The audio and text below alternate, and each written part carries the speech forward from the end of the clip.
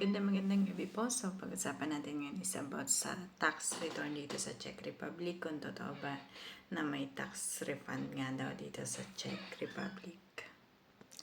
So, ilan sa mga comment section natin is about sa tax refund dito sa Czech Republic. Kung totoo daw ba na mayroong tax refund dito. Kasi balita daw nila is meron dito tax refund. So, ang tax refund po dito sa Czech Republic is nakadepende sa kung kailang month ka dumating. So, kung dumating ka dito ng by maybe mga February, March, April, ganyan. So, may makuha ka man tax siguro mga 300, 600, or 900 lang. Pero kung dumating ka dito by the month of August, September, or October, yan po yung medyo 9K or 10K, 11K ang makukuha mong tax.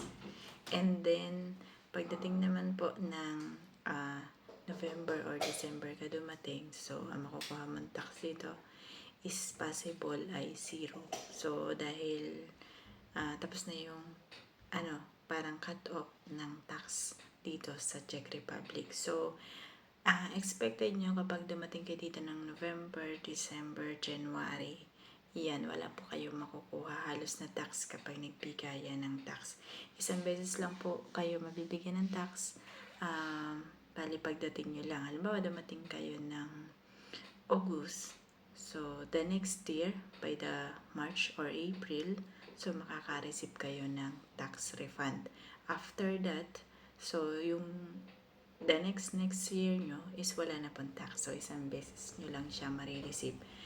So, yun yung kaibahan namin sa ibang bansa, kagaya ng Taiwan at saka ng Japan, na meron po siyang tax refund. Dito po is wala siyang tax refund talaga.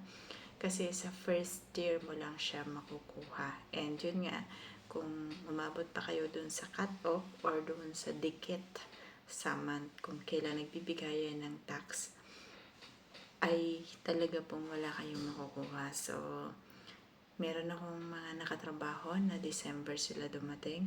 So, as in, nag-negative 90 crowns pa sila sa tax.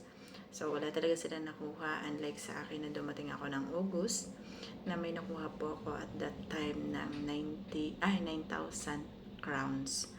So, after nga lang nun, so sa sumunod na taon, wala na po ako nakuha. Pero at least, may nakuha ako 9,000, diba?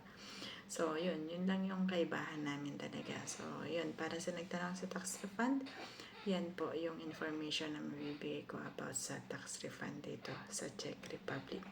Thank you so much.